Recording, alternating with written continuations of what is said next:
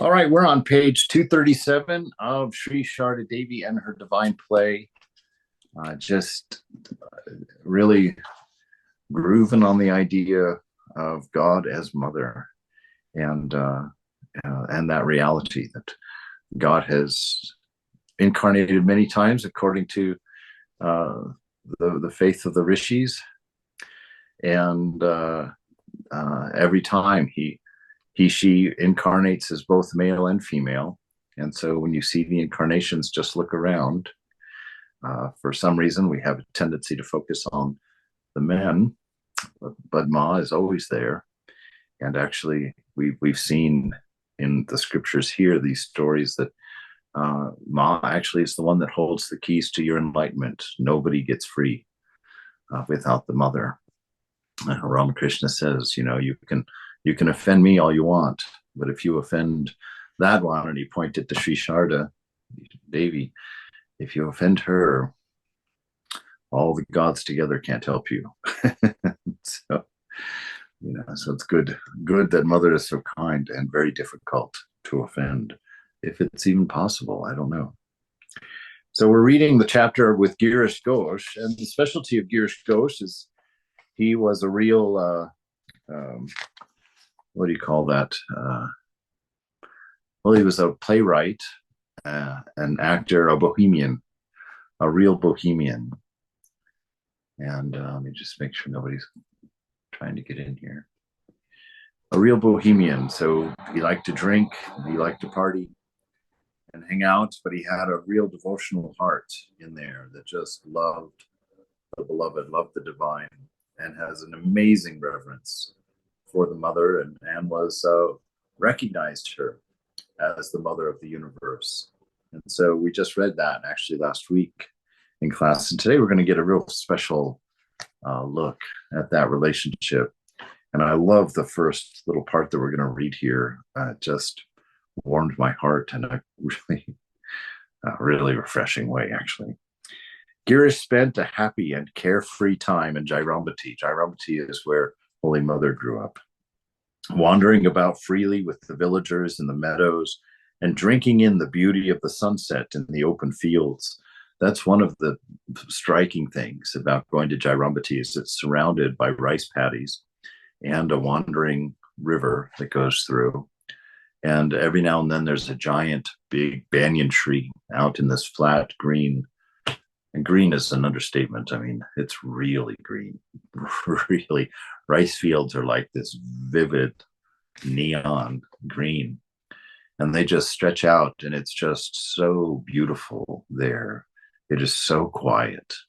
And the birds singing, and there's always a breeze because it's so flat and wide open. And so just to get out behind the edge of the last house in town and just look out across that beautiful plain, and the sky is so big, the clouds so dramatic. We have that story of Ramakrishna, his first ecstasy when he was a boy. He was out eating puffed rice, playing in the fields, and he looked up and he saw the dark purple clouds of a storm forming in the distance, and those beautiful white birds flew across it. And he was overwhelmed with beauty to the extent of falling down into ecstasy and being found by some of the women in the town that brought him to. But that's the kind of beauty that we're talking about in Jairambati. Soon his fame spread through the area, and he would sing now and then to entertain the villagers. One day, Holy Mother heard Girish singing this song for the villagers, and later she sang the song herself in a soft voice. And so hear this in Mother's voice, singing it to herself, because it takes on a lot of meaning when you put it in that perspective. Gopala is baby Krishna. Krishna is a child. Gopala crawls away from the queen, lest she should catch hold of him. He casts at her a furtive glance, as she eagerly cries, "Stop, stop!" And Gopala crawls farther away. And so you get this image. I saw this woman in the airport with her little 2-year-old toddler who had gotten just out of reach for her and started running. and she's running trying to catch him, and it was a game to him, not to let his mother catch him. And she finally catches him, pulls him up. And what makes the story really special is that she's singing this, and Girish is in her mind, because he was a Bohemian, and he strayed far outside the boundaries of his, of I guess, the do's and don'ts of spiritual life. But I love this image of the Divine Mother, that you're a toddler and you play in this world. And, as long as her, you are her child, and keep that idea of yourself in your mind, that she will take care and keep you in a safe distance, let you play, even let you run and chase after you, but to keep you in a safe distance, so that she can call you back and pick you up and take you. Much like the way that Jesus used to talk about, the lamb that wanders off into the woods, and how he'll leave the whole flock behind to go and rescue that one lamb. And so this is just the sweetness of the divine, whenever she incarnates, that love for us is the reason that she comes, and that wanting to mother and to love and to bring us home. She goes through great trouble, at least in the stories, to come and to help us along. And it's her that you feel in your heart, that love, that divine principle of Shakti, the manifestation of pure love, is the feminine divine. And so when you have that, Tagore says that, to the degree to which you feel love in your meditations, to that degree, that you're progressing. And that's the presence of your mother, that pure love. One day, Jairambati Girish had a heated discussion with Holy Mother's brother, Kali Kumar, regarding whether Holy Mother was an ordinary human being or a goddess. That would be an interesting conversation. Her brother, who probably, we know from the stories about her family, they didn't hold any special opinion about her at all, even though people were coming and worshiping her from all over the world. Still, her family just saw her as an ordinary woman. Kali Kumar naturally regarded her as his sister and said, "It is you who call her Divine Mother, or the Mother of the Universe, but we were born with the same womb. I do not understand what you're saying." So you can see that perspective. Jesus also said that a prophet is never honored in his hometown. He says you just can't get past seeing the ordinary.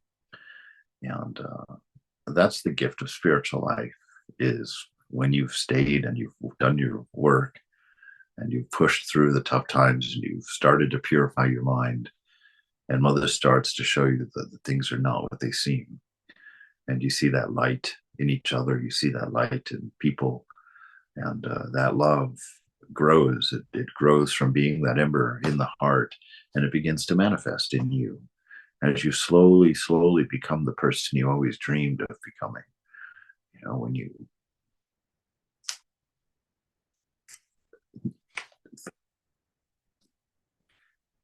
"What are you talking about?" replied Girish firmly. "You are the son of an ordinary Brahmin, born and reared in a village. You have forgotten the duties of your caste, such as worship and study, and now you are living as a farmer. If a man promises you a bullock for your plow, you will run after him for at least 6 months.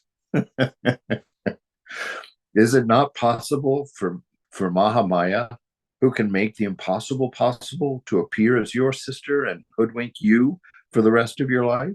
Listen to me. If you want liberation in this life or afterward, go immediately to the Mother and take refuge at her feet. I urge you to go at once."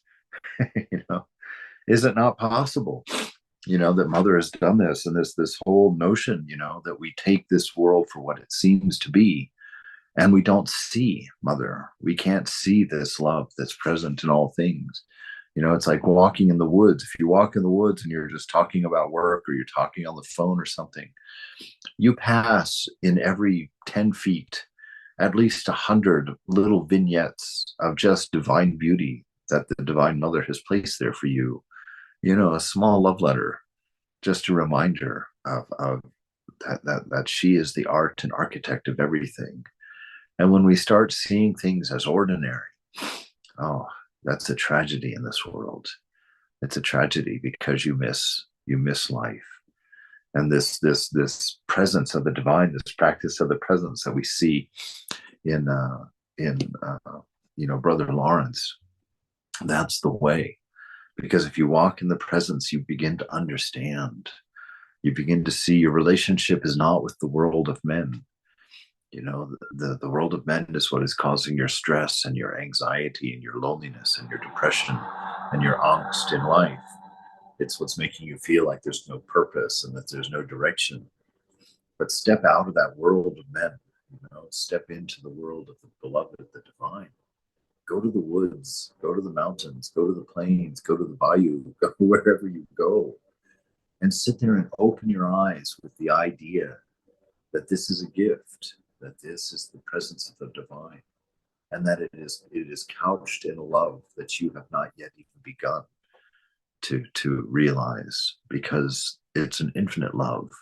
And I'll be able to say that to you even in your highest realized state, that you still not have hardly even begun to realize the level of the love of God that we're talking about.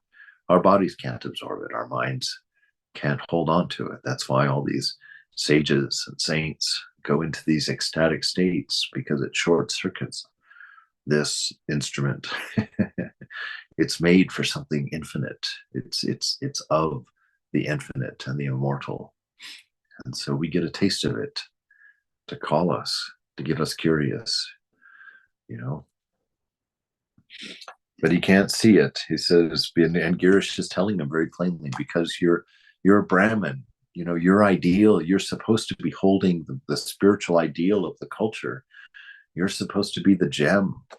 And what have you made of yourself? You've become a farmer. It's like you've given that up for this. And so you can't even see the great fortune of having been born from the same womb as the Holy Mother. And you just assume all of these things. He says, but I tell you, believe me, go at once, and seek refuge at the feet of the Divine Mother. And you can see how hard that would be to see if you grew up with her, even no matter how saintly she was. She's your sister, and you just wouldn't be able to see beyond that. Quite a fun dilemma, actually, in that. I wonder what kind of karma that takes to to be born as the brother. Jesus had brothers. I assume he had sisters. They just don't mention them for some reason. But yeah, just to be of the family. Of course, in Jesus' case, a couple of them became direct disciples. We've got a couple of their letters and books in the New Testament. So if you want liberation in this life or afterward, go immediately to the Mother and take refuge in her. So that's your instruction too, from Girish Ghosh tonight. If you want liberation, go to Mother and take refuge. She's Mother. You take refuge, and you just trust that refuge. That's grace. You hold on to that refuge, and this world and this life become a gift from the Mother to you. Such was the power conveyed in Girish's words that Kali Kumar immediately went to the Holy Mother and clutched her feet. Oh my God, he did it. That's beautiful. He immediately went to the Holy Mother and clutched her feet, begging for her grace. She said, Kali, what are you doing? I'm your sister. What are you saying? Kali Kumar returned to Girish, the same person he was before. Girish asked him to go back, but he would not. Girish once remarked that Holy Mother's brothers must have performed bone-breaking austerities in a previous life to obtain her as their sister. Girish's relationship with the Holy Mother. Holy Mother usually wore a veil when she was with the monastic disciples and male devotees of the Master, except for Swamis Adbhutananda and Advaitananda and a few others. When Girish ate his lunch at Jayarampati, Holy Mother would say to him from behind her veil, my son, please have a little more rice. You will feel hungry if you eat such a small amount of food. Girish was overwhelmed by Holy Mother's affection. Observing her shyness and unwillingness to talk to her male devotees, Girish once told her, "Mother, the master has become a chabi, a picture, and you have become a boma, a bashful bride who wears a long veil." Girish meant that people now see the master only in a photograph, so Holy Mother should not maintain such a distance and a formality with her children. He wanted to see her face. He didn't want her hiding behind a veil like Ramakrishna now hides behind a picture, because he had passed away, dropped the body. Let's put it that way, dropped the body. Girish later recalled his days in Jairambati. What infinite affection did I see in the mother? She was my real mother. She kept her vigilant eyes on every minute detail. One day in Jairambati, I saw the mother going to the pond with a piece of soap, a bedsheet, and a pillow cover. When I went to bed that night, I found that my pillow cover had a bedsheet had been beautifully washed. Tears trickled from my eyes to think of that affection.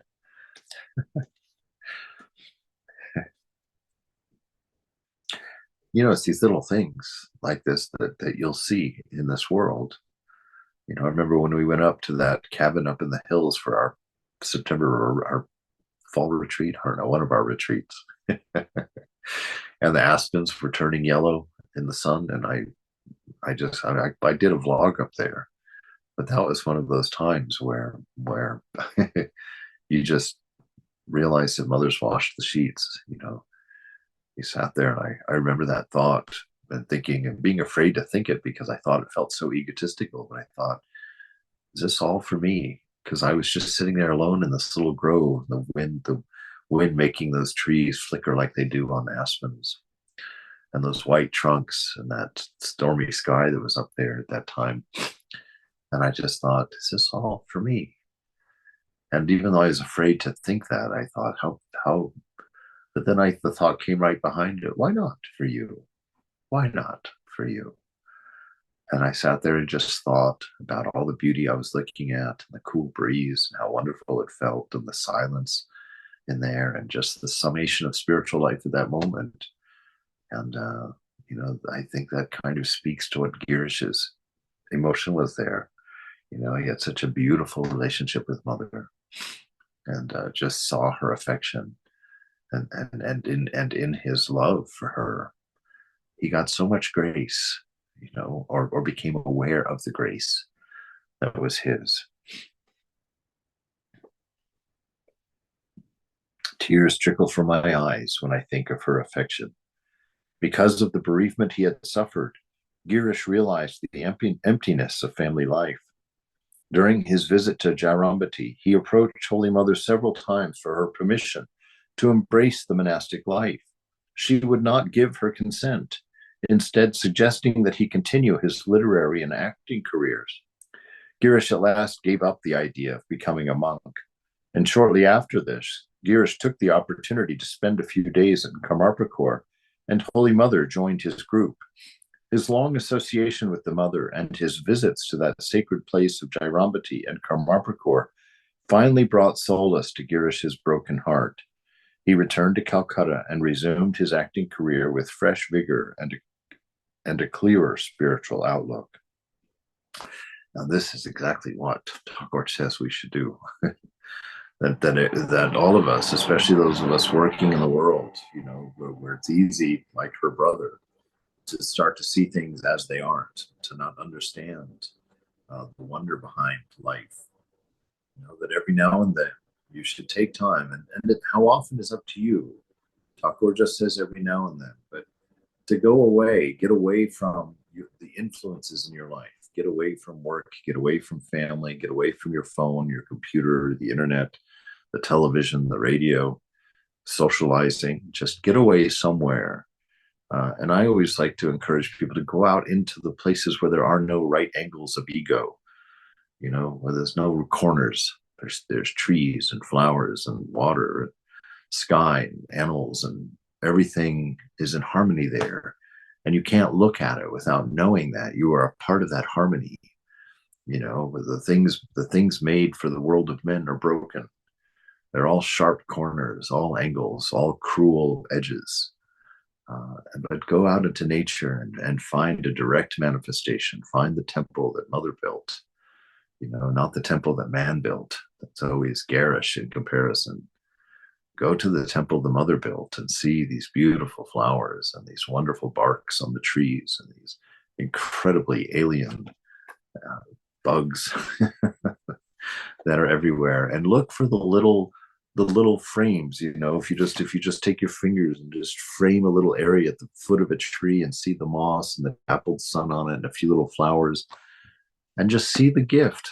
Recognize a love note from the beloved, from the divine, and live life with those kinds of eyes. How you see this world is a choice.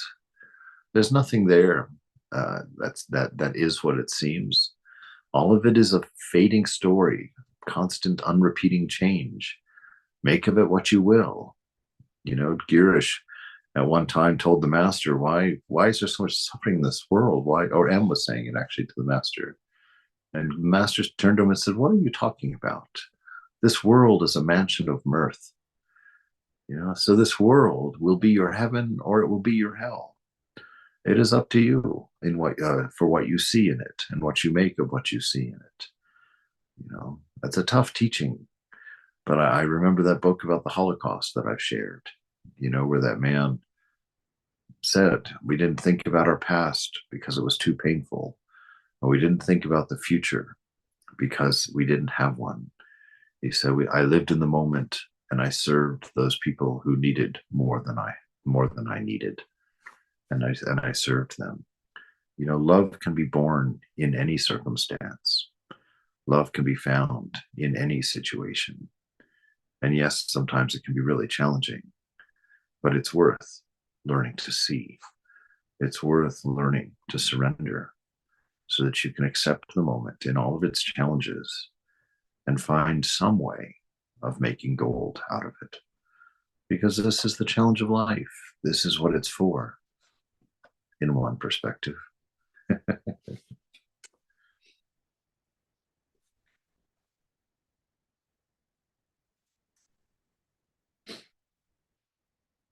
Girish often visited Holy Mother when she was in Calcutta.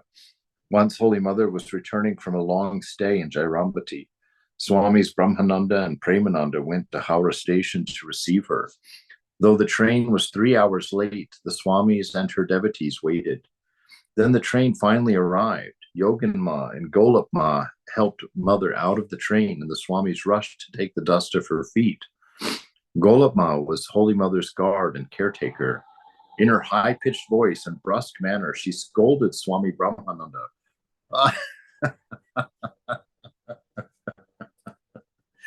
Swami Brahmananda, man. Ooh, gosh, he was the monk of monks. And here he's getting a scolding. Scolded Swami Brahmananda. Maharaj, you have no sense whatsoever. The mother has just gotten off the train, tired and exhausted from the heat. If you make such a fuss about prostrating, how can I restrain the others? The venerable Swamis were embarrassed and stepped back. Holy Mother was then driven to Udbodhan house in a carriage, and she went upstairs to rest. There's loads that can be said about that, but just see that. Don't let your love for someone get in the way of properly serving them. I won't mention the Swamis' names. I actually won't mention the center either, but when I was a brahmachari, these two visiting very senior Swamis from India came to visit, and they were visiting this particular center, and the Swami there had made arrangements for them to go to the Railroad Museum and the Gem Museum. And these Swamis just wanted to rest. They really just wanted to chill out at the center. And this Swami just insisted. And so I was asked to take them. And so I took them to these two museums. They were pretty good sized museums. And they were right next door to each other. We went through both of those museums in 7 minutes. I was kind of bothered because the Gem Museum, there was all kinds of beautiful, sparkly things I wanted to look at, and read the little tabs about. They went, I mean, we almost ran. That we walked so fast and just through all the cars in the train museum, boop, boop, boop, boop, boop, out of there, over next door, in all through all the gyms, boop, boop, boop, boop, back out to the parking lot, got in the car and drove back. And it was one of these situations, the host had made all these arrangements and wanted to be such a great host, but got so involved in hosting, forgot about service. you know, Hosting has to be service, and it's not. I'm not criticizing. It's just a funny story from the past. But don't let your idea of how to serve somebody, uh, inconvenience them, be a headache to them. and about the Swamis too. You know, the Swamis too. Even here, the Divine Mother. Yes, it's the Divine Mother. Of course, we would want to touch the feet of the Divine Mother, but let love be there first. Let love be there first. So even in the shrine, you know, let love be there first, and the shrine can become a very different place for you. It doesn't have to be a place of humiliation and fawning and performance. It can be a place with a friend, a very, very dear friend. It can be a place where you touch something much more precious than the feet, because of grace, because of the gift. So when you go to the shrine, go with those eyes and walk in to give, not to take the dust, not to take anything. Walk in with the idea of giving, even in the shrine, and go to the presence and offer your presence, offer your being, yourself, and sit there and offer your love instead of going and begging for something, for realization or insight. Why? Go there to give and see what you get, how beautiful it might be. Don't think that way. But no, that's the way it's going to turn out, because that's the way Mother is.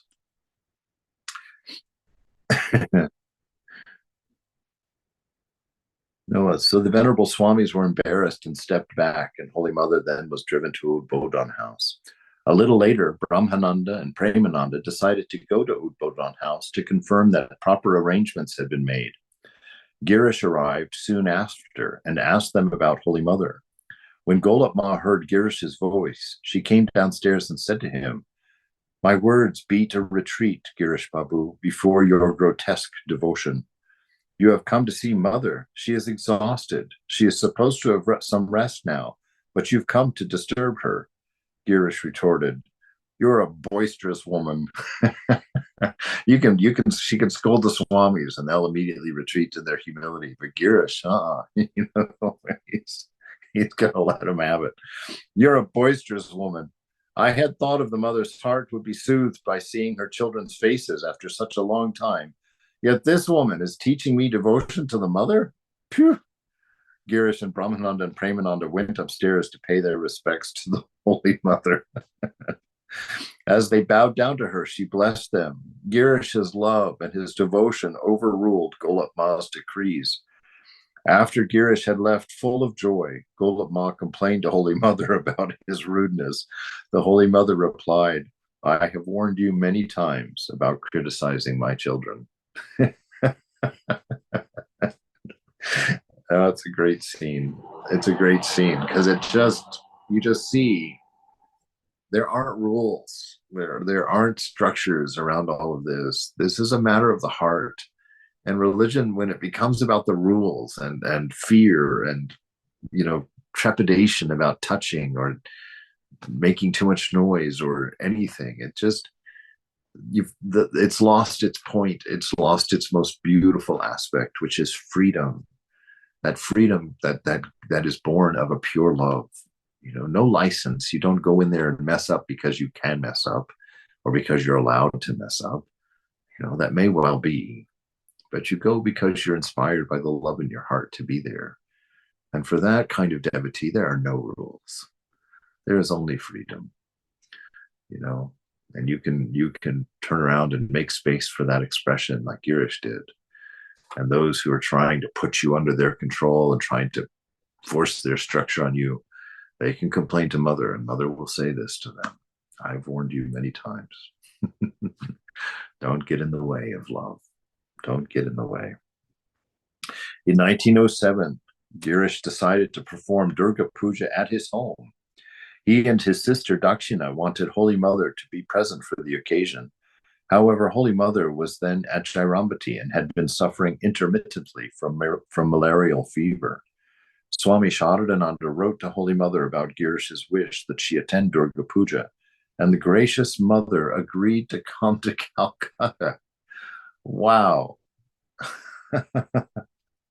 She's suffering from malaria and malarial fever. I mean, that's no little. Swami Prabhupada lost several of his brothers to malaria growing up. I mean, it's a serious thing. And she has agreed to go to Girish's house. Boy, this is such a lesson. Those of us who feel like we hold our faults up as for fear in front of Mother that she won't like us, or she wouldn't look at us, or she's ashamed of us, or she won't come near us. What a mistake you're making. Mother's grace is there for you. Take hold of it. Don't let your own opinions get in the way. Swami Sharadananda wrote to Holy Mother about Girish's wish that she attend Durga Puja, and the gracious Mother agreed to come to Calcutta. At that time, there were riots in Calcutta, and there was a blackout at night in the city. M. Mahendranath Gupta and Lalit Chattopadhyay left Calcutta and went to the Vishnupur railway station, where they waited for Holy Mother, who had traveled there by bullock cart. When she arrived, they accompanied her by train to Howrah station, arriving after dark. Holy Mother, accompanied by Radhu and her mother, got into Lalit's waiting carriage. M. Lalit and some devotees escorted them, sitting on the top of the carriage or standing on the footboard. Holy Mother stayed at with Balaram's family, close to Girish's house. Durga Puja began a few days after they arrived, and it continued for 4 days. Holy Mother attended the puja at Girish's house from the beginning to the end. In addition, many devotees came to Balaram's house to pay their respects to her. Despite her poor health, she sat for hours to fulfill her devotees' wishes. Thus, 2 days passed. It was decided that Holy Mother should rest and not attend the Sandhi Puja, which takes place between Ashtami and Navami Pujas, the second and third days of the worship. The time for this special ceremony happened to fall at midnight that year. Girish was upset when he heard this, and he decided to stay in his room while the worship was going on. However, when the time for the Sandhi Puja came, Holy Mother changed her mind. She covered herself with a chadar, walked through the narrow lane, and knocked at the back door of Girish's house, saying, "I have come." Girish's maidservant opened the door, and the news of Holy Mother's arrival quickly spread. Girish hurriedly went to the worship hall, bowed down to the Holy Mother, and joyfully remarked, "I thought that my worship of the Divine Mother would be incomplete. Meanwhile, the Mother has tapped on the door and announced, 'Here, I have come.'" Thus, after 4 days of worship and Holy Mother's presence, Girish felt that Mother Durga had graciously accepted his worship. On that auspicious occasion, Girish invited his friends and relatives, as well as the actors and actresses of his theater, all who received Holy Mother's blessings. There's so much in there. I mean, all the actors and actresses going to a Durga Puja, holy woman, monks in the presence of actors and actresses. I mean, Vivekananda said there was a time in his 20s, that he would cross the street not to walk in front of a theater because of that opinion. I remember I wanted to be an actor when I was when I was in high school, and I told my grandmother, who was the wife of a preacher man. She was stunned. Oh my God, that her grandson would become an actor. And so you see Girish just bringing all his friends. No sense of shame. And that is the beauty of love, is it takes away that sense of shame. It takes away that sense of shame. So you bring your friend, come as you are. I know a modern day Girish. I won't mention his name, but I've seen him at the temple. He comes as he is, his wild life worn on his sleeves, just because of a love for Mother. And Swami Prabhupada loved that man. And it had so much fun with him. Swami Prabhupada would tease him all the time. It would just, 'cause he would always have a strange T-shirt on. He was some weird alternative, you know, drawing or word or something on there. And Swami would always draw attention to it. And, he would always kind of draw back and suddenly feel some remorse for having chosen that particular outfit to wear. And Swami would just mercilessly just tease him in the funnest way with just such an impish smile and a funny glint in his eyes as he would watch him struggle, watch him squirm in his chair.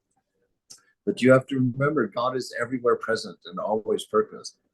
There is no place where the divine cannot be seen. And it's stories like this where we see what that means. When that comes down to what it really means, it means that your heart is good enough for a temple.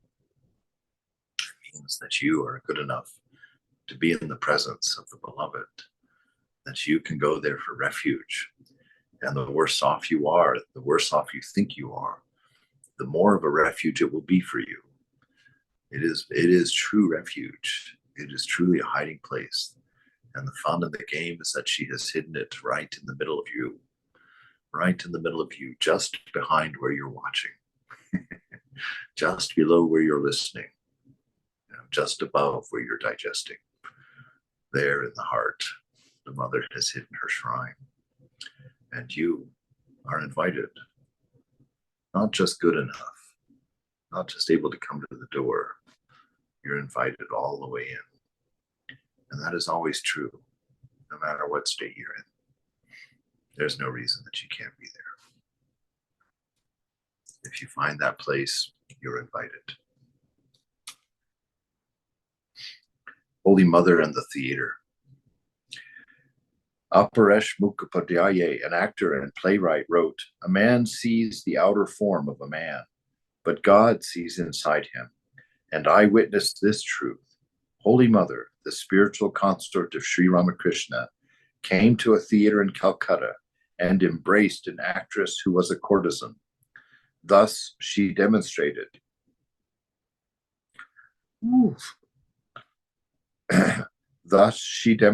that God's grace does not discriminate between good and thorny plants,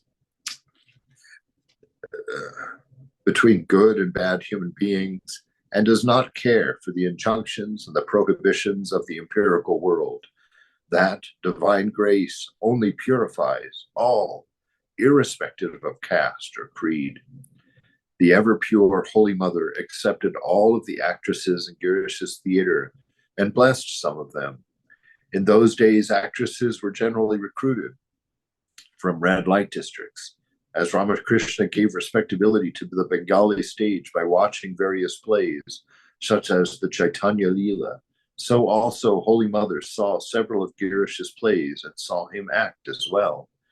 It was probably in the last part of the 19th century that Holy Mother went to see Daksha Yagna performed at Minerva Theatre at 6 Beaton Street in Calcutta. It gives you that address probably so you can go visit it. This was the first of Girish's plays the mother saw. Ramakrishna had also seen this play. Girish acted in the role of Daksha, the father of Sati, Shiva's consort. Brahmachari Akshay Chaitanya wrote, Holy Mother went into ecstasy seeing the play Daksha Yagna. Several years later, Girish invited Holy Mother to see Vilwa Mangal Thakur, a popular devotional play. Holy Mother went to see it at the Minerva Theatre on Wednesday, the 25th of January, 1905. Girish arranged a royal box seat for the Holy Mother and engaged an attendant to fan her with a large palm leaf fan. Girish performed the role of a hypocritical monk who was trying to teach Takmani, a female confidant of the courtesan Chintamani, how to love Krishna. As she watched Girish's performance, Holy Mother commented with a smile, Why are you behaving like this in your old age? Later, observing the one-pointed love of Vilwa Mangal, Holy Mother said, what a wonderful love. Holy Mother went to the Minerva Theatre again on the 1st of March, 1905, to see a performance of jhana. A footnote: Jhana, a highly powerful and spiritual soul, was the wife of Niladvaja, the virtuous king of Mahishmati. I'm sorry for tearing these pronunciations up. This royal couple had a son named Prabir. Prince Prabir was a great hero and had been made invincible by Shiva's grace. In the play, King Yudhishthira performs the horse sacrifice in which his horse roams through all the kingdoms, and their rulers pledge their allegiance to him. Arjuna was protecting the horse. Instead of paying obeisance to Yudhishthira, the heroic Prince Prabir captured the horse and kept it for himself. War between Arjuna and Prabir was inevitable. Prabir won the first battle. To protect Arjuna, Krishna schemed to tempt Prabir with Rati, the goddess of lust. She took away Prabir's power, and the next day he was killed. Krishna later blessed Niladvaja and Jhana. So what a marvelous play to see. So Holy Mother goes to see this performance. Girish based this play loosely on the Mahabharata. In it, he introduced the role of the court jester, taking the role himself. He portrayed his own character in that role, criticizing and using abusive words against Krishna, but at the same time, showing a deep devotion to him. He had once treated his guru, Ramakrishna, in the same way. Holy Mother laughed as she watched Girish's performance. Swami Sharadananda asked, "Mother, why are you laughing?" Mother replied, "I see Girish's own character reflected in that role. I know he is endowed with deep faith, and he believes that one can have liberation by calling on God. And he again and again he abuses God." Holy Mother's next visit to the Minerva Theater was on the 22nd of April, 1906. She saw the play Chaitanya Leela, which the master had seen on the 21st of September in 1884. Ashutosh Mitra wrote, "Last night, Holy Mother went to see Chaitanya Leela. Girish arranged for this play to be performed for one night after a long time and offered a royal box seat to the mother. The roles of two villains, Jagai and Madhai, were enacted by Ardendu Shekhar and Girish. Bhushan Kumari, a famous actress, had retired from the stage, but she acted in the role of Chaitanya without any remuneration because of Holy Mother. Sushila Bala acted in the role of Nitai, a disciple of Chaitanya. Both actresses came and bowed down to the mother before the play started." Wow.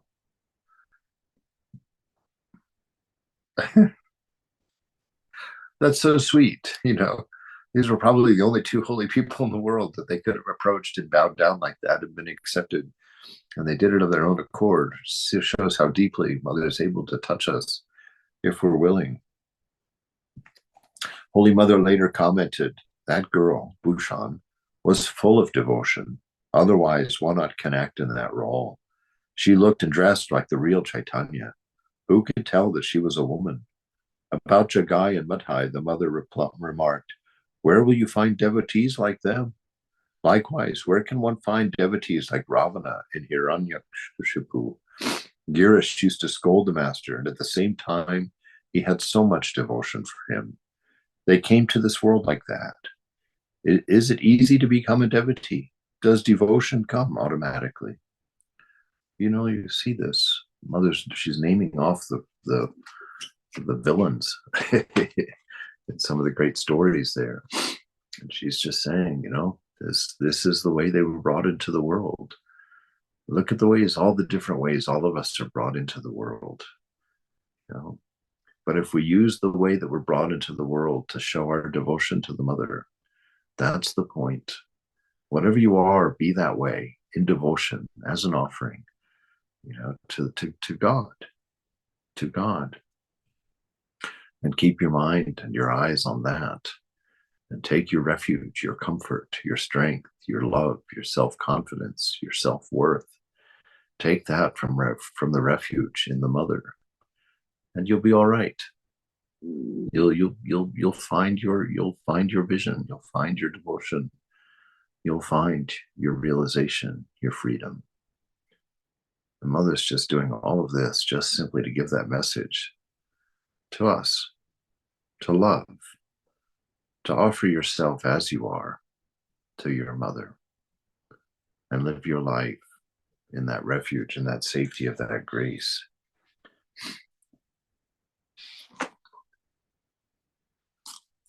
On Sunday, the 12th of September, 1909, Holy Mother again went to Minerva Theatre, this time to see Pandav Gaurav, the glory of the Pandavas. Girish based this drama on the story of Dandi, a king of Avanti, and Urvashi, a celestial nymph. In this drama, Girish performed the role of Kanchuki, an old Brahmin minister in King Dandi's court. Swami Shantanananda recorded in his reminiscences, I was then serving Holy Mother at Udbodhan House in Calcutta. One day, Girish came to see her and invited her to see him act. The Holy Mother agreed. She and Radhu, Maku, and the other women devotees went in one carriage. Lalit Chattopadhyay, Dr. Kanjilal, and I went in another carriage. Girish was extremely happy that Mother had come to see his performance and was busy trying to make the play perfect. He arranged a special box seat for the Mother, and we sat next to her. The Mother silently watched the play. When Kanchuki appeared on the stage, the Mother commented, Oh, that is Girish. He is dressed very well with wonderful makeup. It's hard to recognize him. The companions of the goddess sang this closing song. Look, look at the charming Divine Mother who says that she is a black woman. Open your eyes and see how her beauty makes the world luminous. The Mother calmly watched the play. I observed that when the song was sung, she became absorbed in a deep meditation, and she remained in that ecstatic state for some time. The Mother saw the entire play, and when we returned to Udbodhan, it was 1:30 in the morning. There was a benefit performance of the Ramakrishna Mission in Varanasi at the Minerva Theatre on the 12th of July, 1910. On that occasion, Holy Mother saw two of Girish's play, Bilwa Mangal Thakur and Jana. According to Akshay Chaitanya, Holy Mother went to see Kalapahar, another play by Girish, at the Manomohan Theatre at 68 Bidon Street on the 1st of September 1915, a few years after Girish passed away. Girish had based Kalapahar on the historical incident, but embedded in it devotional elements and Ramakrishna's teachings. In September 1918, Holy Mother went to see Ramanuja performed at the Minerva Theatre. This play, about a saint and philosopher of the 11th century, was written by Aparesh Chandra Mukhopadhyay, a close associate of Girish, who was an actor and playwright. Pravrajaka Bharataprana, and an attendant and disciple of Holy Mother, wrote, Holy Mother, Golab Ma, Yogan Ma, I, and many others went to see the play Ramanuja at the Minerva Theatre. Aparesh arranged special seats for us. Holy Mother was happy to see the play. There was a scene in which the Guru tells Ramanuja during the initiation, Never tell this mantra to others. He who hears this mantra will be liberated.